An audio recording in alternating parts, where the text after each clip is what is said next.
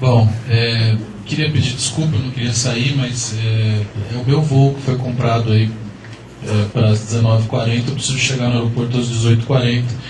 A vinda ontem já não foi muito tranquila, então, infelizmente, eu não posso escutar as duas últimas ponderações. Eu percebo que tem umas questões muito particulares aqui que vocês têm que resolver, né? Enfim, para concluir, eu queria dizer algumas coisas, né? Me parece que essa questão do Conselho, que é uma questão de vocês aqui, mas tem relevância em outros lugares, o Conselho por si só não é uma garantia de espaço democrático, certo? É importante que dentro do Conselho tenham ferramentas que garantam uma democracia real e representativa das forças políticas e sociais que estão ali dentro, né? Então acho que isso é uma primeira coisa importante, né? Mas a contribuição que talvez tenha faltado na minha fala, que eu quero usar esses minutos finais para dizer é o seguinte: quando a gente fala em tarifa zero, nós não estamos falando de transporte de graça, certo? Nós estamos dizendo que o transporte não tem custo, ele vai continuar tendo os custos normais, força de trabalho, os insumos, a depreciação do ônibus, tudo. O que nós estamos querendo discutir é quem paga esses custos.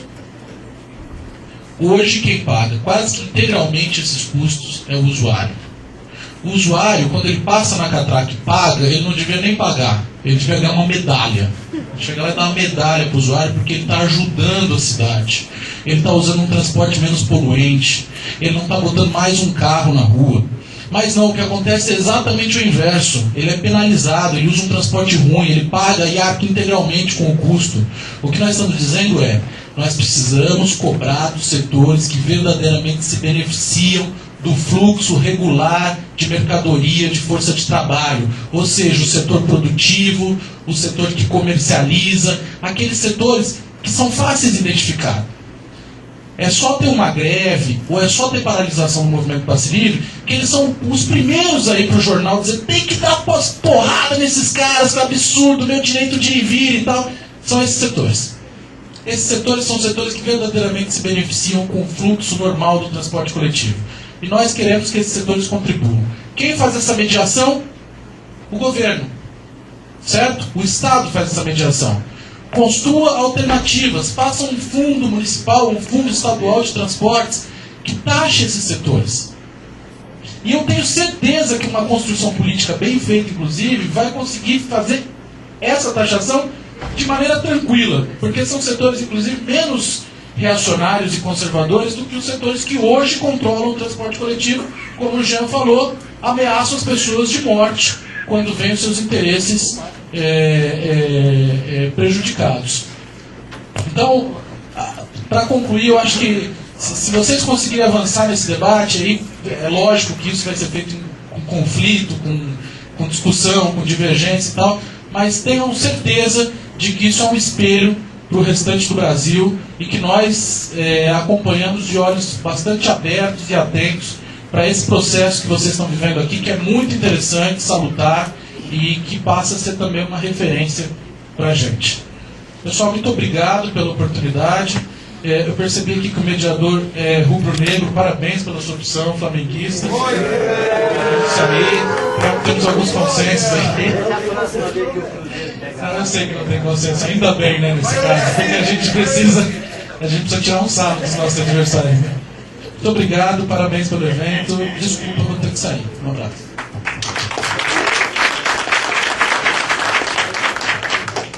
Obrigado, Marcelo.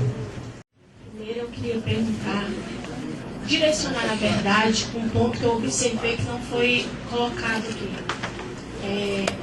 Nós que temos as nossas pernas funcionam perfeitamente, já nos é bastante difícil pegar transporte em Brasília ultimamente. Eu falo isso porque eu chego a ficar 2 horas na rodoviária para chegar até o lago. Porque um lota demais e o outro demora 1 hora para afastá-los.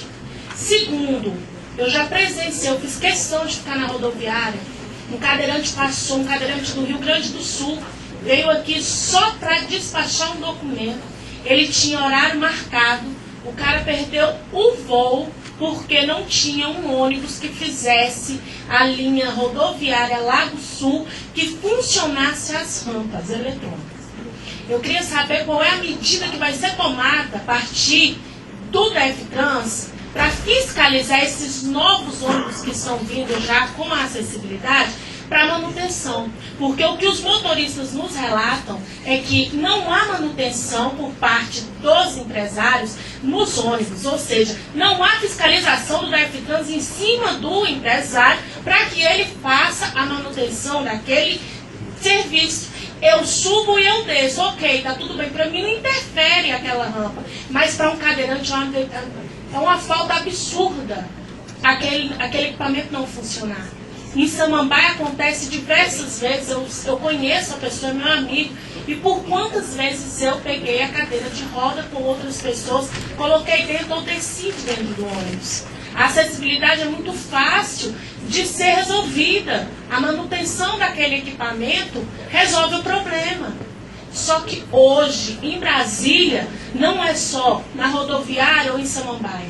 Eu já rodei por várias cidades aqui, exceto em Planaltina, raros são os ônibus que estão funcionando naquelas rampas. Então, já que está vindo frota nova, que seja feita também a cobrança maciça em cima do empresário, para que ele mantenha a manutenção daquele equipamento em dia. Porque a gente pode ir e vir. Já é difícil sendo o transporte do jeito que em Brasília a gente passar. Imagine a vergonha e a humilhação que a pessoa que é cadeirante sente quando o motorista ou passa direto, ou simplesmente ele tem que entrar para trás e falar na parada: alguém, por favor, me ajuda a subir? Então, que fica de alerta para você do DEFTRANS, esse detalhe, e que fique de alerta para você da Secretaria do Governo Federal, que aqui em Brasília está passando, mas em outros estados também. E se não abrir o olho, o próximo movimento é a esplanada cheia de cadeira de rodas. Porque quem tem cadeirante em casa sabe o desespero que é. E eu garanto para você, um cadeirante ele vai mobilizar muito mais do que 10 pessoas, porque é uma situação que sensibiliza muito. Obrigado. Último,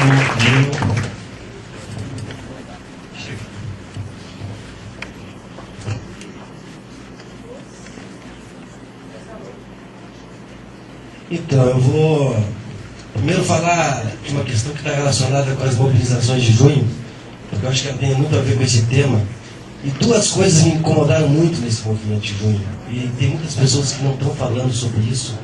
E eu quero falar aqui em nome de muitas pessoas que nem eu, que a primeira greve que eu fiz foi em 1988, enfrentando a dureza da polícia para tentar garantir condições mínimas de trabalho. E eu sei quanto é duro para muitas pessoas que passaram por esse período, tanto quanto quem passou nas greves do APC, que foi falado aqui, no período da ditadura, enfim, dizer o seguinte: ó, eu não estava dormindo.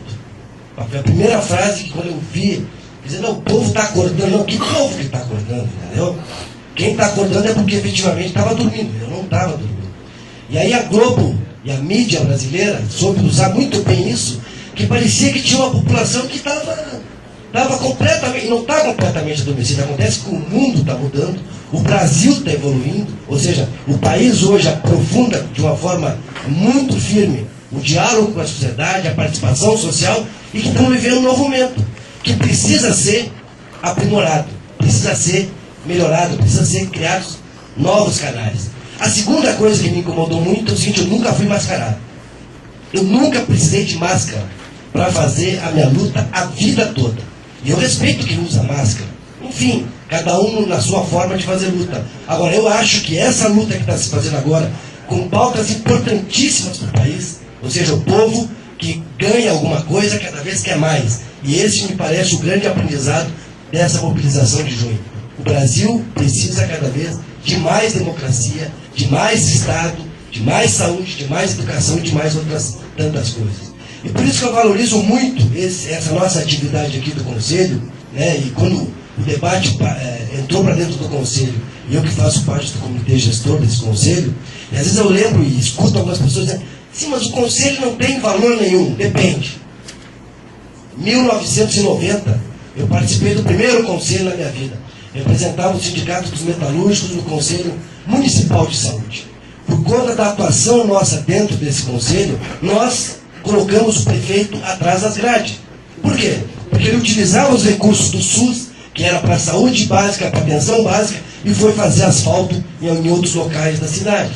E a gente estava ali atuando. Então, ter conselho e não ter pessoas preparadas, não ter gente com capacidade de fazer proposta, e principalmente com capacidade de mobilização, é melhor que o conselho não exista mesmo, porque aí não tem sentido. Agora, a gente tem muitos conselhos hoje espalhados pelo país que tem essa possibilidade de fazer um bom debate, de construir proposta e de levar adiante aquilo que a sociedade precisa. Mas também tem outros tantos conselhos nesse país que não funcionam e que não tem nenhum sentido de existir, inclusive. Dizendo isso, eu acho que seria um erro, um equívoco, por exemplo, propor um outro conselho, o Conselho da Mobilidade Urbana e das Políticas Públicas de Transporte. Já tem conselho demais no país. Tem conselho demais. Hoje tem conselho para qualquer coisa nesse país, tem conselho. Eu acho que isso foi um avanço. Agora, nesse momento, o que a gente precisa fazer é articular as diferentes políticas que estão soltas nesses conselhos para tentar ter uma ideia e olhar a floresta como um todo. Porque não adianta resolver o problema da mobilidade urbana sem discutir o tema da saúde, sem discutir o trabalho, sem discutir a educação. E nós, do Conselho de Desenvolvimento Econômico e Social, que tem uma representação importante da sociedade e que pode ser melhorado, e outras pessoas e outras instituições podem ser e devem ser incorporadas, é que precisam fazer o debate desse tema aqui, com todas as contribuições que saíram nesse seminário aqui, e encontrar uma proposta que tenha comum acordo na sociedade. Porque esse tema ele não é um problema de quem quer o passe livre apenas. E por isso gostei muito da fala do Paik aqui, ou seja, na condição de conselheiro e de tantos anos de militância, não tinha me apercebido de temas que ele traz na discussão aqui, né, da mobilidade urbana, né, e do direito à circulação do cidadão. Ou seja, eu aprendi muito nesses 2 dias de seminário aqui, e vou ser um dos defensores das nossas próxima reunião do Conselho para fazer isso, Jean, que você falou. Primeiro, esclarecer uma coisa. Esse seminário não é o seminário do governo. Primeira coisa é isso. Então não é perguntar o que o governo vai fazer, que já que está organizando o seminário. Não. Esse seminário é organizado pelo Conselho de Desenvolvimento Econômico e Social, numa costura entre o governo, entre o MPL e entre os representantes do Conselho. Então, assim, nós queremos dar sequência, né, no debate feito aqui, apresentando ao governador, na próxima reunião do Pleno, numa próxima reunião, uma proposta factível para que possa ser discutida no interior do governo, e a gente precisa estar atento e mobilizado para que essa proposta tenha, né, a efetivação no próximo período, seja via decreto do governo, seja Câmara Distrital, enfim, seja da forma que for. Agora, ele precisa ser consensuado e a gente precisa estar mobilizado e atento para que ele seja aprovado, e a resolução desse seminário aqui, ele sirva como acúmulo de outros tantos debates que a gente já fez em torno desses temas. Obrigado, Guilherme. Palavra para a Lígia, por favor, Lígia, 5 minutos. Bem, a maioria das perguntas foi muito direcionada, né? Não das perguntas, né, gente? Das opiniões que vocês trazem nesse espaço aqui. E tenho certeza que já tem um conselheiro que já virou defensor das propostas que vocês trazem, e o governo aqui presente também. Tem alguns temas que dialogam fortemente com aquilo que eu trouxe. Eu pego carona na última fala aqui do Nico, porque o Brasil nunca dormiu. Se a gente dá uma olhada na história desse país, por mais que alguns processos, né, tenham sido resolvidos, nós acabamos de passar pelo 7 de setembro, né, que alguns processos históricos tenham sido resolvidos com um decreto, com independência ou morte, que a gente questiona, eu como historiadora questiono até hoje, não se pode esquecer dos movimentos que levaram a esses processos em todos os períodos.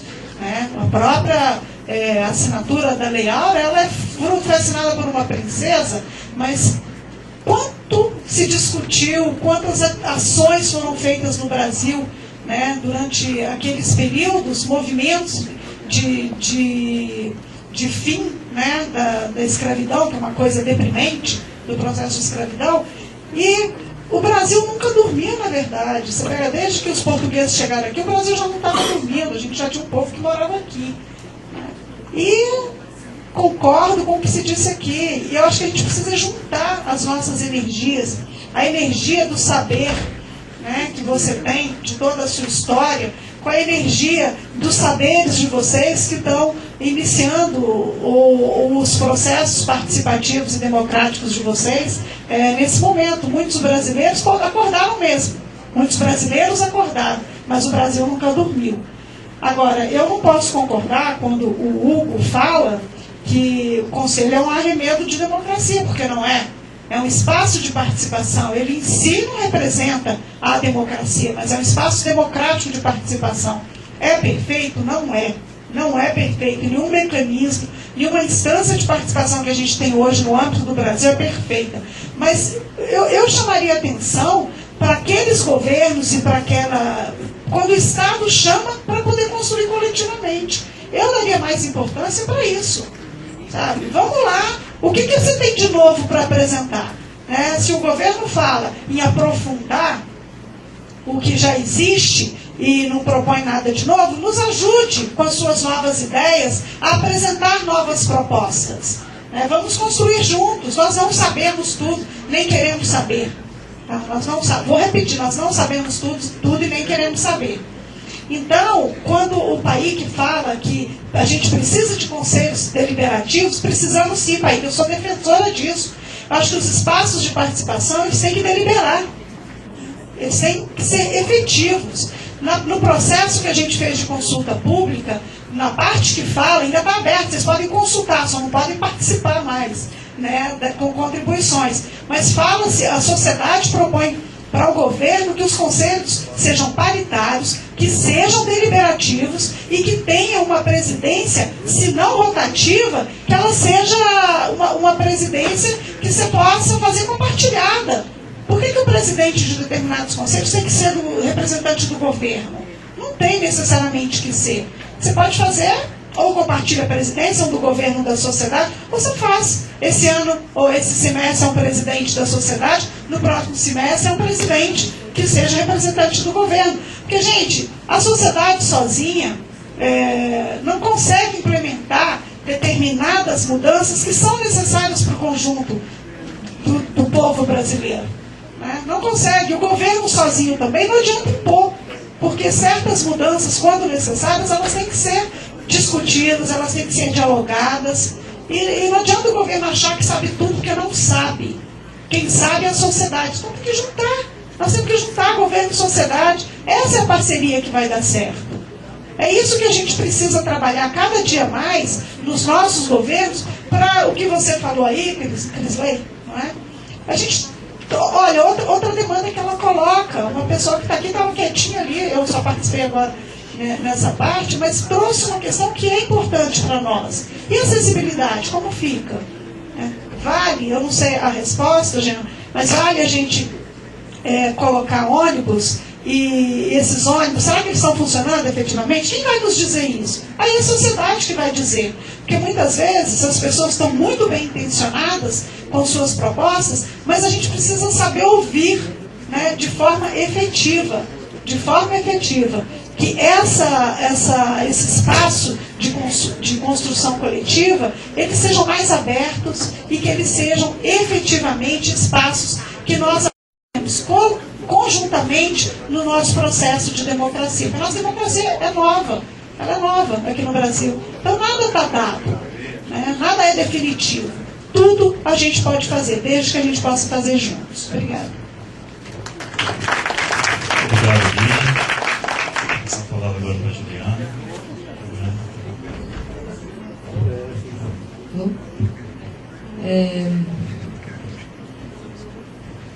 Bom, acho que foi bem positivo assim, esse seminário, né? A gente percebeu a fala de várias pessoas, sempre, a maioria das pessoas sempre pró a possibilidade do tarifa zero e colocando alguns pontos da própria posição política que isso tem, estamos saindo daqui com essa demanda forte, eu acho, pelo menos é a minha impressão.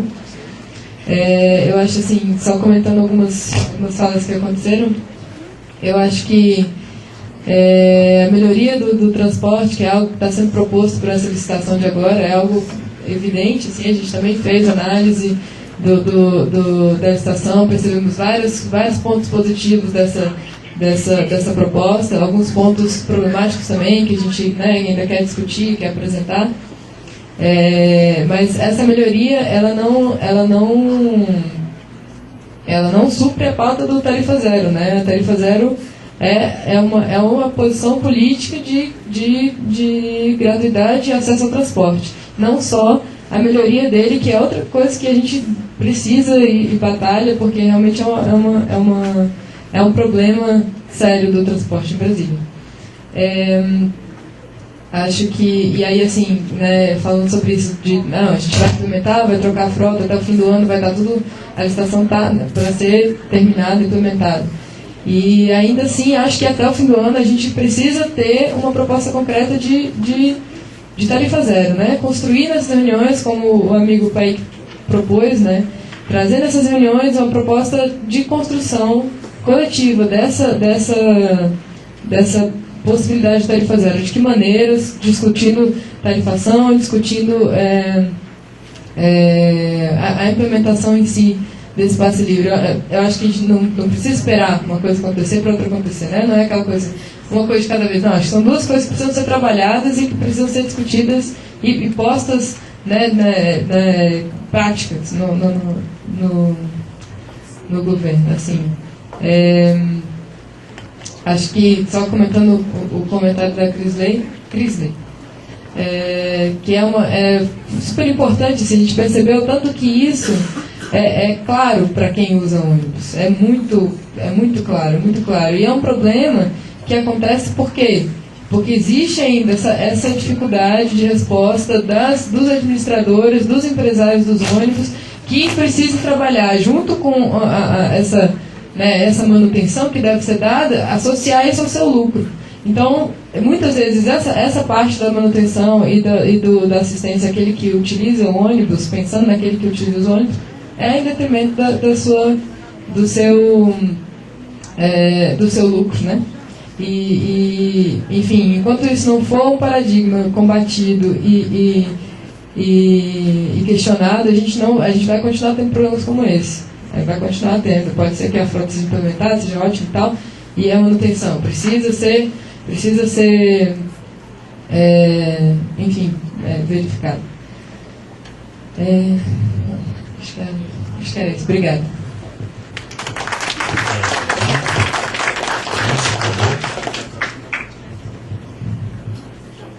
Bom,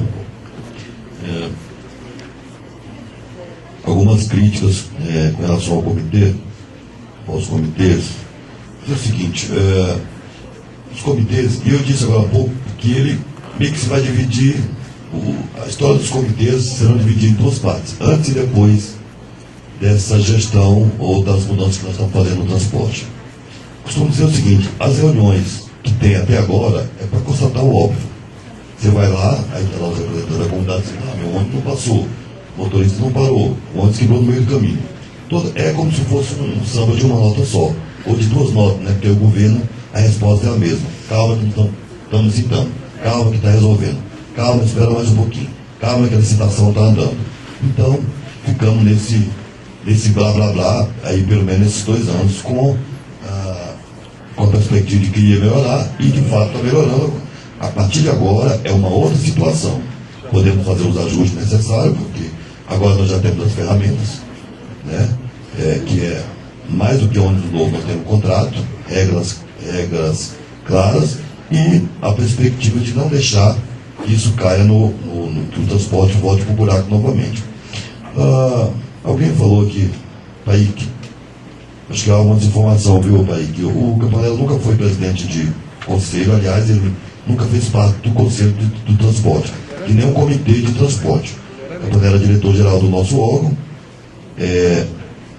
e a nossa política lá do DevTrans é apenas de estimular os administradores a colocar em funcionamento os comitês de transporte, evidentemente cumprindo a legislação.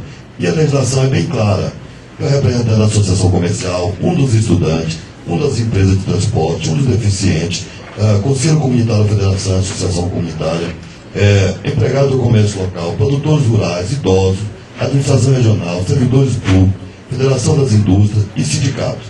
Então, assim, é bem representativo e a forma de escolha, que foi insinuado por alguém de que não funciona, que é apenas uma para dizer que está fazendo alguma coisa. Artigo 30 da Lei 239. São criados comitês de transporte em cada região administrativa do DF, composta por até 14 membros, escolhidos pelas entidades representativas das respectivas regiões. Bom, então, assim, eu não estou dizendo que está o melhor dos mundos. Eu estou tentando dizer o seguinte: o problema não está na lei, o problema está na nossa participação, mais ativa, provavelmente, e até o momento, eu não vou pedir chuva no mês de agosto, que ela não vem. Agora em setembro já dá para começar a pedir, né? Então, não tinha como pedir, botar mais um ano, que não tinha para como colocar. Agora nós temos como colocar com essa outra conjuntura. Eu vi também atentamente o professor Paulo César, que é nosso guru do transporte, tem sido um grande estudioso do transporte nos últimos anos, nós temos acompanhado aí. Obrigado, viu, professor, pela participação. A colega ali falou da questão de acessibilidade. Duas informações. A primeira, que como não tinha contrato, uma época, há uns 4 anos, foi renovado parte da frota, onde o governo exigiu apenas 10% de ônibus com acessibilidade. Então hoje, como foi renovado apenas 30% da frota, hoje nós temos aproximadamente 5% da frota com acessibilidade. A licitação é clara e hoje 100% da frota terá acessibilidade. Ele vai renovar 100% da frota e 100% da frota terá acessibilidade. 2.580 ônibus a partir de dezembro. Bom, mas não basta ter, tem que funcionar. Você me disse que não funciona. Eu vou fazer o papel de advogado do diabo, mas nós temos que... É um erro que nós temos que corrigir. É um equipamento que quase não usa. Tem ônibus com acessibilidade que fica 1 semana, 2 semanas sem entrar um cadeirante. Como o ônibus vai para a garagem todo dia, molha, entra no lavador, molha, se não houver o manuseio dele diariamente, quando vai usar ele está enganchado, ele está engripado, ele não funciona. Então, é um procedimento simples que nós precisamos criar, que é todo dia o carro sair da garagem após verificar se o trem está funcionando. Porque não é normal. O motorista fala, ninguém vai pegar, não vai ter um cadeirante mesmo, acaba não testando. O cara tem o cuidado de lá bater o pneu, ver o óleo do motor, não sei o que. Então, para acessibilidade, também tem que ter esse mesmo procedimento, que é um equipamento caro, prejudica as pessoas, porque cada ônibus com acessibilidade é mais uma porta, é o espaço de 4 cadeiras e tal, então acaba, entre aspas, prejudicando os outros passageiros. Então tem que usar e usar bem. Já pensou? Você investe 100% da frota com acessibilidade, na hora de usar não funciona. A montanha vai parir um rato, não podemos deixar que isso aconteça. Foi falado também no plano piloto, que não tem a colega ali, que não tem comitê de transporte. Isso, apesar da lei exigir, os administradores regionais que têm que fazer esse papel. DefTrans, como eu disse, apenas estimula, cobra e cobramos, mas é tudo plano piloto. E aí eu vou dizer, você pode não concordar, mas se considerar Braslândia, Planaltina, São Sebastião, Santa Maria, Fercal, o transporte do plano piloto está infinitamente melhor do que lá. Aqui está muito ruim, mas lá está muito pior. Então, assim, é uma região que é atendida por todas as empresas do DF também operam no plano piloto.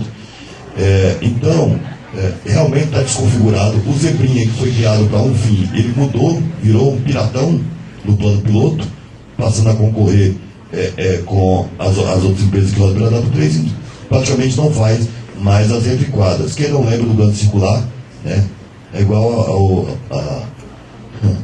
é igual a Viçosa do caldo de cana na rodoviária, a cara da rodoviária. O Grande Circular era a cara do plano piloto, que todo garoto, estudante andava no Grande Circular. Ao longo do tempo foi perdendo a característica, assim como o Zebrinha, mas nós precisamos retomar isso agora, porque nós não tínhamos sequer um plano diretor de transporte urbano. Esse governo, o legislativo, aprovou esse plano diretor, fizemos uma licitação, a colega disse que tem coisa que não pode, que não precisa esperar a outra acontecer. Tem coisa que precisa, aprovamos o plano, fizemos uma licitação, e agora nós estamos caminhando para um futuro assim, muito próximo, e com transporte de qualidade. Mas com a ajuda de cada um de vocês, eu acho que os comitês são importantes, mas precisa melhorar, e os comitês também não resolvem o problema. Precisa de vontade política, precisa de pessoas,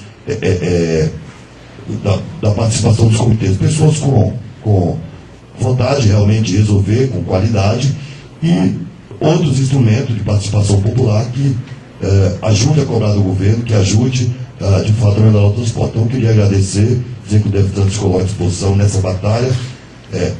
Nós estamos encerrando apenas a primeira batalha já, mas vamos continuar, principalmente na fiscalização e na manutenção daquilo que a gente conseguiu melhorar. Muito obrigado. Obrigado, Lúcio. Antes de encerrar, eu queria fazer só duas considerações aqui. A primeira é que, como bem destacou o Niro, esse seminário é fruto do diálogo que teve em junho. A gente recebeu o MPL, o secretário de governo, o diretor do DEFTRANS, o secretário de transporte, no momento da mobilização. Fez uma reunião com o MPL lá. A demanda apresentada foi a questão de tarifa zero. O governo se colocou favorável à proposta, já tinha pensado nisso em algum momento, mas teve que abrir mão para uma outra questão de conjuntura, e fez a mesma pergunta que o movimento faz e que a maioria está fazendo: quem é que vai bancar e como vai ser. Por que esse debate foi me aconselhando? Porque é lá que tem uma maior representação do próprio setor produtivo, como colocou aqui o Marcelo, comércio, indústria, está tudo lá representado, os movimentos sociais, sindicais, estudantes também estão representados. É um espaço que a gente entende que pode ouvir todos os setores e aí formar uma proposta. Então, é nesse âmbito, nesse espaço que a gente vai tirar as diretrizes aqui, as sugestões de encaminhamento, e nesse espaço que a gente vai debater quais serão as providências e como que tanto o GT de transporte como o próprio comitê gestor do conselho e o conselho vai apresentar para o governador e o que vai apresentar para o governador. Então, a gente se compromete nesse sentido a dar continuidade nesse debate, mas nessa instância, né? E, claro, tem um compromisso aqui de também aprofundar todos os debates em relação aos próprios conselhos, como eu falei, que foi instituído um decreto que visa dar uma organicidade aos conselhos. A gente tem conselho que não funciona, o próprio secretário colocou aqui o conselho de transporte, mas tem conselho que funciona muito bem. Tem conferência que não funciona, mas tem conferência que funciona muito bem. Então, como disse a Lígia, não é padrão. Acho que a generalização é complicado, né? A gente colocar, como foi colocado pelo generalizações, isso é ruim. A gente está em busca, e junto em diálogo com a sociedade, do modelo de representação de participação social. Outra questão que eu queria chamar a atenção de todos que estão aqui é que na próxima semana, no dia 16 e 17, vai haver o seminário de mediação de conflitos. Está na tela a proposta, primeiro o seminário distrital de mediação de conflitos.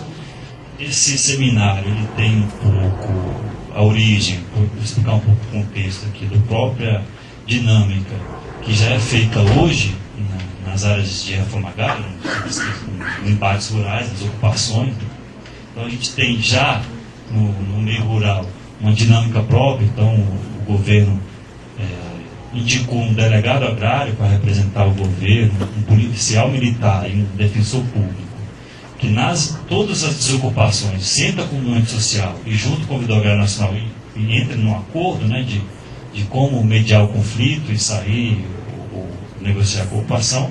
E esse seminário também amplia para o meio urbano, que a gente não tem uma prática aqui no DF no meio urbano. Que é isso, as próprias mobilizações. Como é que a gente vai criar um protocolo das mobilizações? A gente entende que o contexto é o ideal, após o ocorrido 7 de setembro, o melhor contexto possível para a gente debater mediação de conflitos, seja nas grandes mobilizações, seja nas ocupações urbanas e rurais.